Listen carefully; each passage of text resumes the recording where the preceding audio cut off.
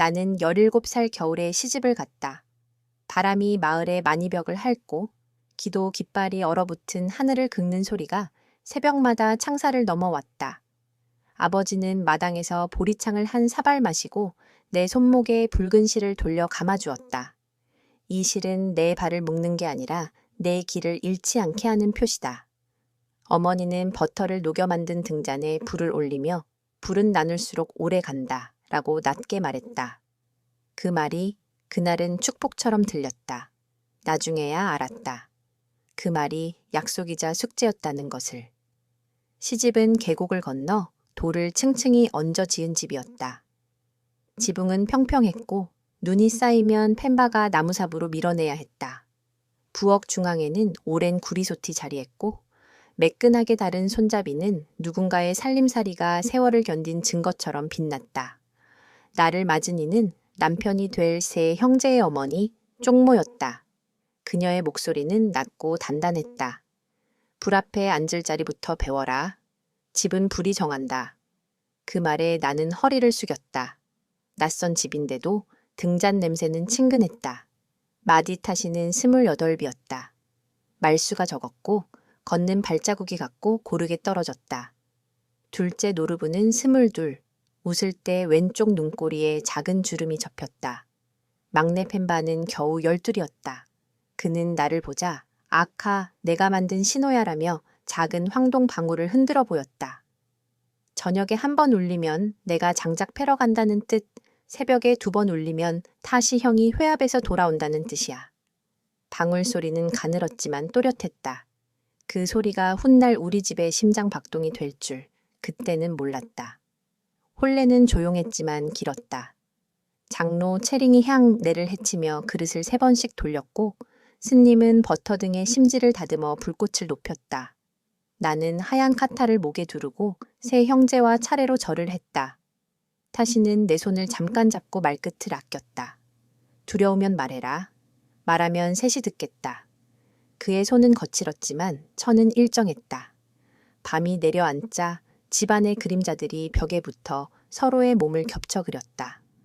나는 불빛에 비친 내 얼굴이 세 조각으로 갈라지는 걸 보았다. 누가 어느 조각을 가져갈까? 그 생각이 살을 시렸다. 다음 날 새벽, 쪽모는 나를 부엌으로 불렀다. 버터차는 여기서 이렇게 우린다. 물이 끓을 때 소금 한 꼬집, 보리차는 맷돌에서 이렇게 간다. 불을 아끼는 법도 배우고 말을 아끼는 법도 배워라. 그녀는 손등으로 내 손목을 가볍게 쓸며 남자를 오래 살게 하는 건 따뜻한 차와 짧은 말이라고 말했다. 그 말은 이 집의 율법처럼 들렸다. 나는 따라했다. 물 끓는 소리에 맞춰 숨을 쉬고 맷돌의 리듬에 맞춰 마음을 눌렀다. 반복 속에서 길든 손은 어느새 이 집의 시간이 되었다. 타시는 장터에 다녀오면 소금과 건포도를 바꿔왔다. 노르부는 돌담을 쌓으며 물기를 내는 법을 내게 가르쳤다. 돌은 네가 놓은 자리에 오래 머문다. 사람 마음과 달리. 그의 말투는 가벼웠지만 눈빛은 진지했다. 펜바는 학교에서 돌아오면 문지방에 기대 졸곤 했다. 나는 아이 같은 그의 이마의 담요를 살짝 덮어주었다. 어느 밤 그는 눈을 비비며 속삭였다. 아카, 나는 아직 어리니까 형들보다 덜 다툴 거야. 나는 웃었다. 그러나 웃음 끝자락은 얇았다. 다툼은 말이 아니라 마음의 온도로 싹을 틔우니까. 질투는 생각보다 빨리 아무렇지 않은 얼굴로 찾아왔다. 장터에서 돌아오던 날 노르부가 작은 보자기를 내밀었다. 안에는 푸른 터키옥이 달린 머리핀이 있었다. 너에게 어울릴 것 같아서.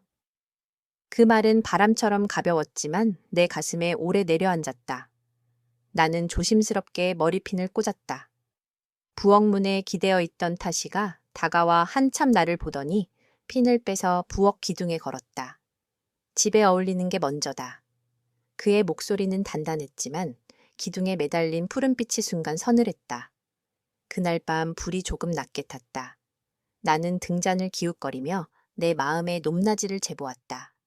마을 사람들은 우리 집을 두고 수군거렸다. 형제가 한 그릇을 쓰면 밥이 모자라지 않는다더라. 그래도 사랑은 나눠지겠지. 나는 우물가에서 물을 기르며 그 소리를 들었다. 이웃 디키 아주머니가 다가와 소근거렸다. 아가, 웃을 때 웃고 울 때 울어라. 대신 밖에서는 웃어라. 그녀의 말투는 장난스럽지만 눈매는 날카로웠다. 나는 어색하게 웃었다.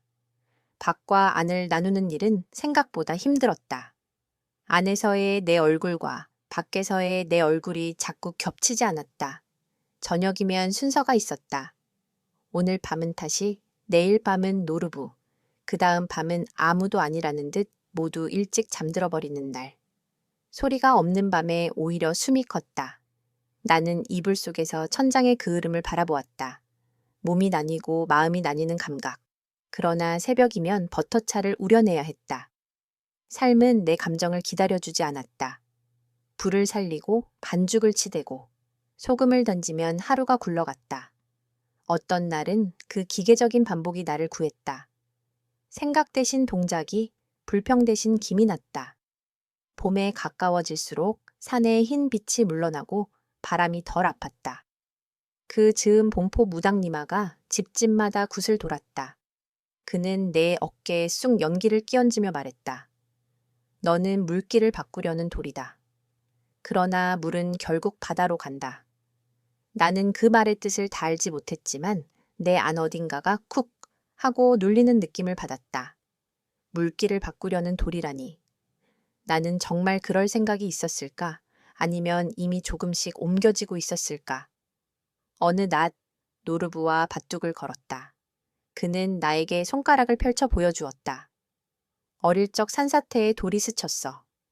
흉터가 남았지. 나는 그의 손끝에 상처 자국을 따라가다가 문득 말했다.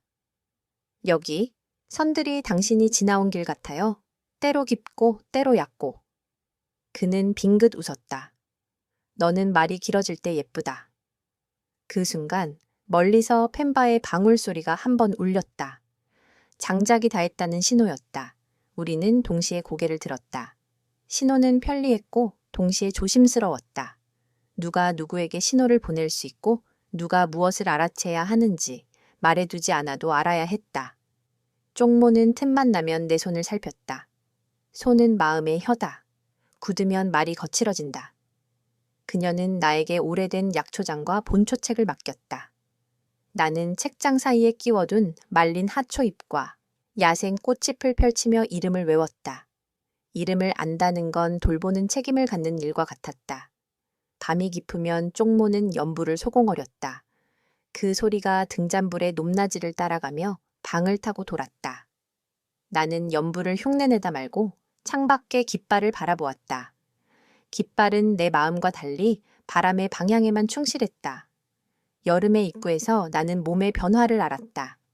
아침마다 속이 비어 울렁거렸고 향 냄새에 눈물이 먼저 났다.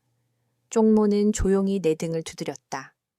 너의 심장 소리는 이제 내 것만이 아니다. 타시는 길게 숨을 내쉬며 내 손목을 감싼 실을 한 번 쓸었다. 노르부는 말없이 물그릇에 비친 내 얼굴을 가리키며 고개를 끄덕였다. 펜바는 자기 방울을 내 손에 쥐어주었다. 무서울 때 흔들어. 우리가 듣지 못해도 아카는 들을 거야. 방울은 가벼웠지만 손 안에서 묵직했다. 그날 밤 나는 부엌 기둥에 걸린 터키용 머리핀을 오래 바라보았다. 푸른빛이 등잔불에 젖어 작게 떨리고 있었다. 언젠가 그 핀을 다시 머리에 꽂는 날이 올까. 그날이 오면 나는 누구의 아내이기 전에 누군가의 어머니로 서 있을까. 불 앞에 앉아 맥박을 세다 보니 내 숨과 등잔불이 같은 리듬을 탔다. 나는 낮게 중얼거렸다. 불은 나눌수록 오래 간다. 그리고 조용히 손을 배 위에 얹었다. 한 사람이 내 안에서 자라고 있었고 그 사실이 내 안의 어둠들을 조금씩 밀어냈다. 나눠야 할 것이 늘어나면 어쩌면 나는 덜 쪼개질지도 모른다. 나는 천천히 눈을 감았다. 방울은 울리지 않았지만 내 안 어딘가에서 아주 작은 소리가 분명히 울리고 있었다. 첫째 아이를 낳은 날 눈은 허공에서 서서히 부서져 방 안에 숨과 섞였다. 쪽모는 내 손등을 힘있게 짚고 숫자를 셌다. 하나, 둘, 셋, 불을 보지 말고 내 눈을 봐라. 구리솥 위로 김이 일고 버터 냄새가 진하게 번졌다. 피와 힘, 뜨거운 물과 소금, 그리고 오래된 기도가 한 그릇에 섞였다. 첫 울음이 터졌을 때 나는 말없이 웃었다. 우리는 아이 이름을 초키라 지었다. 기쁨. 스님은 세 번째 아침에 와서 작은 보호끈을 초키의 손목에 묶어주었다. 붉은 실과 노란 실이 교차하는 매듭을 보며 타시는 카타를 조심스레 올렸다. 노르부는 카타 끝에 작은 매듭을 만들어 흩어지지 말라고 했다. 펜바는 자신의 황동 방울을 초키의 발치에 놓았다. 우리 신호를 가르칠 거야. 방울은 작았지만 아이의 호흡과 같은 템포로 가늘게 울렸다. 아이와 함께 온 낮과 밤은 이전과 달랐다. 젖과 잠, 불과 물, 손과 손이 엉켜 시간의 결을 바꾸었다. 누가 멀리 나간 밤에는 남은 이가 내 옆에 누웠다. 말하지 않아도 돌아가는 순서가 있었지만 마음은 늘 제멋대로였다. 어느 저녁 노르부가 낮게 말했다. 너는 내가 웃을 때만 나를 본다. 내 등이, 내 일하는 뒷모습이 너에게도 얼굴이 되면 좋겠다. 나는 그의 등에 손을 얹었다. 산사태 자국처럼 굵은 흉터가 손끝에 닿았다. 여기는 물길 같아. 때로 막히고 때로 넓어져서 결국 길을 만든다. 그는 짧게 웃었다. 그 웃음이 불길처럼 순간 올라왔다가 이내 잦아들었다.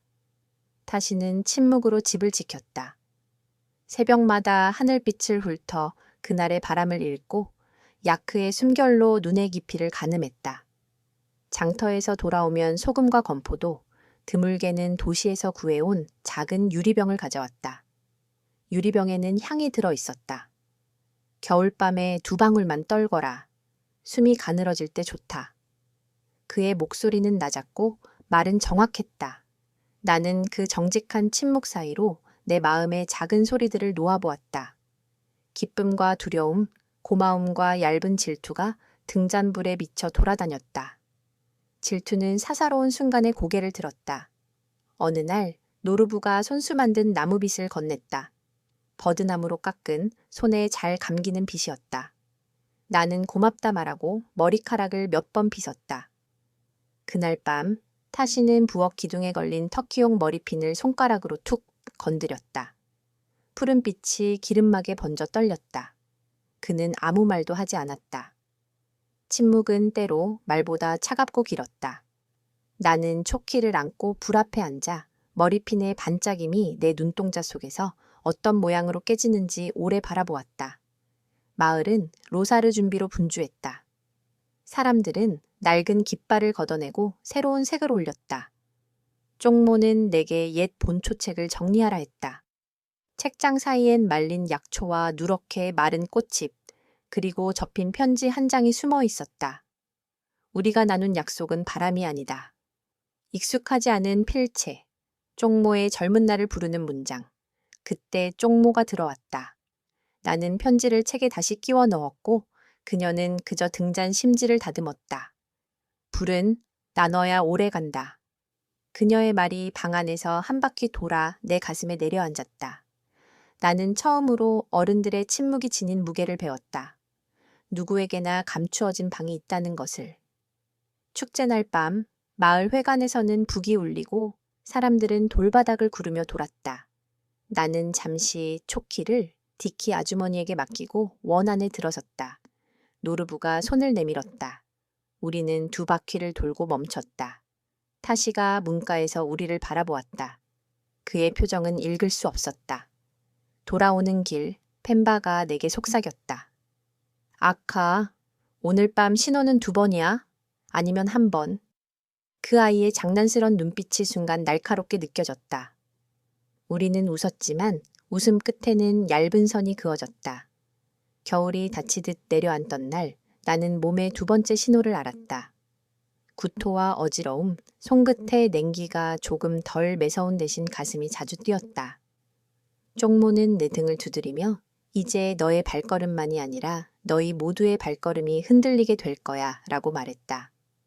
둘째는 아들로 태어났다. 우리는 그의 이름을 텐진이라 지었다. 하늘의 진리. 태어난 밤 타시는 마당에서 길게 기침을 했다. 노르부는 내 옆에서 말없이 울었다.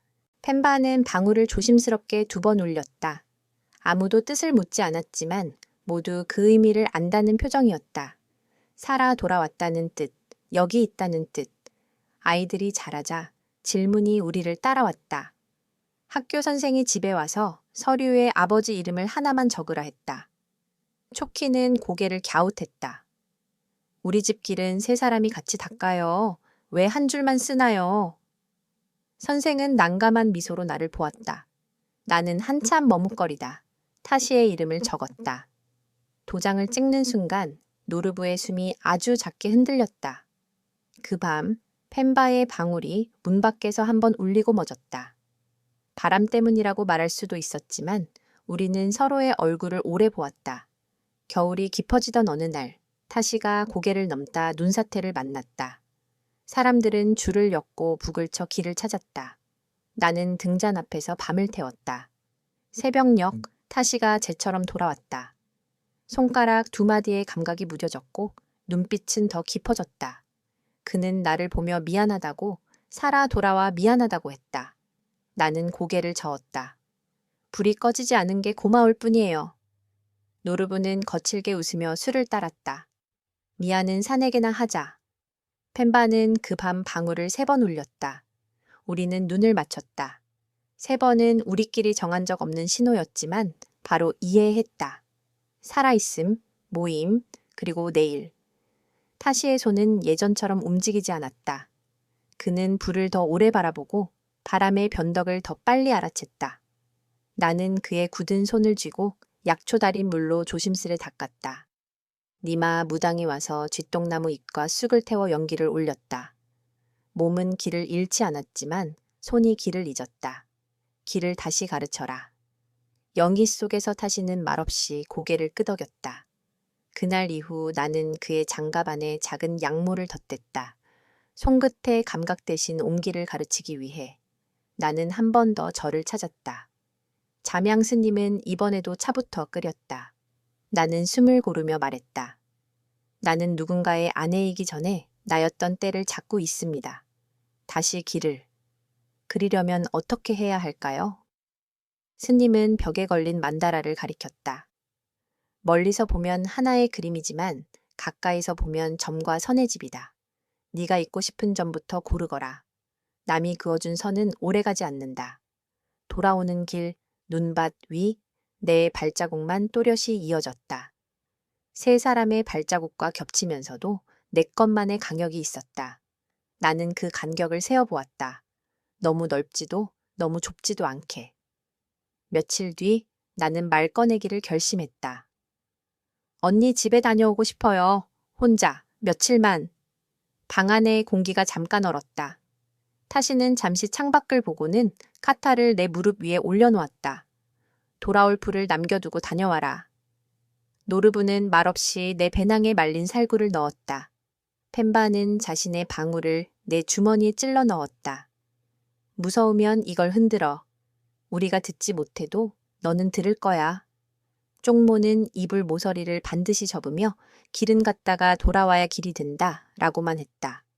나는 고개를 숙였다. 그들의 말이 내 등으로 스며들었다. 마을을 벗어나 처음 맡은 공기의 냄새는 디젤과 젖은 흙과 타인의 땀이 섞인 것이었다. 언니의 집은 도로 아래 작은 시장 골목에 있었다. 밤마다 트럭이 들어오고 낯선 언어가 오갔다. 나는 그 소음 속에서 내 마음의 조용한 곳을 찾았다. 창가에 앉아 펜바의 방울을 한번 아주 작게 흔들었다. 소리는 내 귀에서만 크게 울렸다. 나는 웃었다. 내가 흔들면 들리는 소리. 돌아오는 길, 나는 길가에서 터키옷과 비슷한 푸른 유리구슬을 하나 샀다. 값싼 것이었지만 손 안에서 맑게 빛났다. 언젠가 초키의 머리칼이 자라면 그 빛을 꽂아주리라. 마음속으로 약속했다. 집으로 돌아온 밤, 불은 여전히 제자리에 있었다. 타시는 구리솥을 조심스럽게 올렸고 노르부는 나무를 조용히 더했다. 펜바는 내 주머니에서 방울을 꺼내 기둥에 걸었다. 3번 울리는 날이 점점 많아졌으면 좋겠다. 그의 말에 우리는 잠시 웃었다. 쪽모는 등잔부를 살피며 고개를 끄덕였다. 그래, 오래 가려면 나눠라. 불도, 신호도, 마음도. 나는 초키와 텐진을 사이에 두고 앉았다. 아이들의 숨이 포개져 내 무릎 위에 누웠다. 그 포개짐이 내 삶의 새로운 리듬이 되었다. 세 사람의 발걸음 사이로 나의 발자국이 이어지고 그 위로 아이들이 작은 발로 올라섰다. 그 밤 나는 불 앞에 앉아 아주 천천히 내 선을 그었다. 삐뚤고 얇아도 내 손으로 그린 선. 그 선 위에서 우리는 다시 밥을 나누고 잠을 나누고 내일을 나누었다. 그리고 알았다. 나눌수록 오래 가는 것은 불만이 아니었다. 우리였다. 세월이 여러 번 돌아와도 우리 마당의 돌바닥은 제자리에 있었다. 나는 아침마다 그 돌을 빗자루로 쓸고 구리솥을 올려 물을 데웠다. 머리카락은 눈처럼 휘어졌지만 손은 아직 불의 높낮이를 가늠할 줄 알았다. 타시는 더 말수가 줄었다. 손끝의 감각은 완전히 돌아오지 않았으나 하늘의 숨을 읽는 눈은 더 예민해졌다. 새벽 첫 바람이 지붕을 스치면 그는 짧게 말했다. 오늘은 눈이 얕다. 길은 열릴 거야. 그 말이면 충분했다. 노르부는 마을 회관의 일을 맡아 사람들 사이에 생긴 금을 메웠다. 그는 말을 아끼는 법을 배웠지만 필요한 순간에는 정확히 선을 그었다. 펜바는 커다란 손을 가진 장인이 되었다. 새 기와를 올리고 낡은 문에 나무못을 박아 생명을 연장시켰다. 여전히 그 황동 방울을 목수 작업대 옆에 걸어두었고 저녁 무렵이면 소리를 한 번 울려 아이들에게 집으로 오라는 신호를 보냈다. 초키는 보건소에서 산모의 손을 잡아주었다. 아이가 태어나는 순간 그녀의 어깨가 눈에 띄게 넓어지는 것을 나는 여러 번 보았다. 초키는 가끔 고개를 젖히고 말했다. 어머니, 첫 울음은 하나같이 다르지만 돌아와서 기대는 품은 다 비슷해요. 그녀가 들고 오는 서류에는 늘 불 한 칸이 있었다. 처음엔 타시의 이름을 적으려다 잠시 멈추고 3개의 작은 점을 찍는 날도 있었다. 점 셋은 잉크가 마를 때까지 또렷했다. 누군가 물으면 이렇게 대답해요. 우리 집엔 길을 낸 발자국이 셋이라고요? 초키는 씩 웃었다. 텐지는 사너리에 길을 내는 일을 했다. 사진을 보내오면 새로 난 흙길 옆으로 깃발이 펄럭이고 돌담 너머 하늘이 낮아져 있었다. 길이 들어오자 장이 커졌고 낯선 트럭과 낯선 말투가 우리 귀에 머물렀다. 어떤 밤에는 라디오 소리가 마을을 가로질러 왔다. 그 소리 속에는 도시의 속도가 섞여 있었다. 나는 그럴 때마다 등잔부를 한 치 올리고 우리 식탁의 속도를 다시 느리게 했다. 타시는 라디오를 잠시 듣다가 껐다. 소식은 길 따라 들어오면 된다. 불은 우리 속도로 살리자. 쪽모가 떠난 뒤 집은 한동안 조용했다. 마지막 날 그녀는 내 손목에 붉은 실을 만지며 말했다. 불을 아끼고 사람을 덜 태워라. 우리는 그녀를 바위 언덕까지 모셨다. 스님이 연불을 길게 이어가자 바람이 언덕 위에서 방향을 바꾸었다. 노르부는 고개를 숙였고 펜바는 방울을 아주 조용히 2번 울렸다. 나는 그 소리를 심장 속으로 받아들였다. 집으로 돌아온 밤 구리솥에 물을 올리며 나는 그녀의 자리를 비워두었다. 자리는 비었지만 숨은 남았다. 연불 끄틈절이 오래도록 그 자리에 앉아 있었다. 사라져가는 풍습을 기록하겠다는 도시기자가 찾아온 것은 그해 초가을이었다. 흰 셔츠를 입었고 말투가 고르게 다듬어져 있었다. 나는 버터차를 내주고 말을 골랐다. 우리는 땅을 나누지 않기 위해 마음을 나눴어요. 그 말이 때로 칼이었고 때로 밧줄이었죠. 기자는 밧줄은 묶기도 하고 끌어당기기도 하죠. 하고 조심스럽게 덧붙였다. 나는 고개를 끄덕였다. 그는 누구의 잘못도 묻지 않았다. 돌아갈 때 내게 새 카타를 둘러주었다. 하얀 천이 어깨를 스치며 내려앉는 순간 나는 그 천을 구리솥 옆에 걸기로 마음먹었다. 누구의 것도 모두의 것도 아닌 자리. 겨울이 오기 전 펜바가 지붕을 새로 얹자고 했다. 그는 나무 석가래를 어루만지며 비가 새지 않게 바람이 지나가도 잠깐 머물다 가게 라고 중얼거렸다. 그가 망치를 드는 자세가 어느새 남자의 것이 되어 있었고 나는 그 등 뒤에서 작게 웃었다. 디키 아주머니가 떡을 들고 와 말했다. 펜바, 이제 너도 집을 가질 때가 됐지. 펜바는 잠시 나를 봤다. 나는 이미 집이 있어요. 대답은 짧았지만 그 속에 여러 겹의 뜻이 있었다. 몇 달 뒤, 그는 멀지 않은 마을에 살돈과 혼인을 올렸다. 살돈은 손재주가 좋고 웃을 때 광대뼈에 작은 보조개가 들어가는 여인이었다. 나는 그녀에게 오래된 바느질 상자를 내주었다. 여기엔 쪽모의 바늘이 들어있어. 살돈은 두 손으로 그것을 받으며 말했다. 불이 꺼지지 않게 하겠다. 로사르가 다가오자 우리는 낡은 깃발을 걷어내고 새로운 색을 올렸다. 빨강, 파랑, 노랑, 흰색, 초록. 바람이 색 사이를 오르내리며 음을 만들었다. 그날 저녁 회관에서 북이 울리고 사람들은 원을 그리며 돌았다. 나는 초키와 손을 잡고 두 바퀴쯤 돌았다. 문가에 서 있던 타시의 눈빛이 우리를 따라왔다. 노르부가 내 귀에 속삭였다. 사람들이 우리를 보는 방식이 바뀌었어. 길이 들어오면 발자국도 바뀌나 봐. 나는 말했다. 발자국은 늘 있었지. 눈이 노근이 드러나는 것뿐. 아이들의 질문은 해마다 모양을 달리했다. 초키가 18이 되어 처음 도시병원 실습을 다녀왔을 때 그녀는 문화 강연에서 우리 집 이야기를 말했다. 아버지가 셋인 집에서 자랐다고 했더니 어떤 이는 웃고 어떤 이는 기록하고 어떤 이는 고개를 끄덕였어요. 그런데 결국 모두 묻더군요. 누가 진짜냐고. 초키는 내 눈을 보며 웃었다. 그래서 3가지 답을 준비했어요. 모두, 아무도, 그리고 상황에 따라. 텐지는 더 단단했다. 길 옆 집단 회의에서 누군가 가족의 모양을 들먹이며 비웃자 그는 담담하게 말했다. 길을 만든 사람을 비웃는 건 그 길을 건너는 자신을 비웃는 일입니다. 말은 짧고 돌처럼 묵직했다. 그날 밤 나는 아이들 몰래 많이 울었다. 고마움과 미안함이 한 그릇에 섞여 넘쳤다. 바람이 몹시 거칠던 해에 마을 아래 비탈의 돌담이 무너졌다. 밤새 돌이 구르는 소리가 뱀처럼 길게 울렸다. 새벽, 타시가 먼저 옷을 걸치고 나갔고 노르부와 펜바가 뒤따랐다. 나는 구리솥을 불에서 내려놓고 외투를 걸쳤다. 무너진 담 앞에서 사람들은 말없이 돌을 주워 올렸다.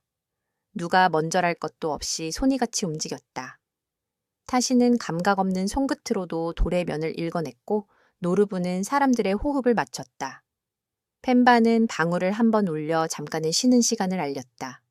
그때 살돈이 따끈한 차를 돌렸다. 나는 그 모습을 보며 내 안에 오래된 질투가 어느새 다른 것으로 변했다는 것을 알았다. 질투가 지나간 자리에는 여분의 따뜻함이 남았다. 남아도는 온기는 누군가의 어깨를 덮어줄 수 있었다. 봄이 돌아올 즈음 나는 절에 며칠 머물렀다. 잠양 스님은 내게 한 장의 종이와 먹을 내주었다. 이제 네가 너의 만다라를 그려라. 나는 중앙에 작은 원을 그렸고 그 둘레에 점 셋을 찍었다. 점과 점 사이에 아주 가느다란 선을 이었다가 일부러 조금 삐끗하게 틀었다. 삐끗함을 두려워 말거라. 거기 바람이 들고 나니 핀다. 스님의 말에 나는 웃었다. 돌아오는 길 나는 언덕 위에 잠시 섰다. 우리 집 지붕들이 손바닥 크기만 하게 모여 보였고 기도 깃발이 새로 배운 노래를 부르는 듯 펄럭거렸다. 어느 저녁 타시가 등잔불을 보며 말했다. 네가 처음 왔을 때 불 앞에 앉을 자리를 묻던 쪽모가 생각난다. 나는 고개를 끄덕였다. 그분이 남긴 말이 내 안에서 아직도 타요. 타시는 조용히 내 손을 잡았다. 이제 너의 말로 우리를 살려라. 그가 그런 말을 할 줄은 몰랐다. 말은 나를 지나 아이들 방으로 그들의 미래로 흘러갔다.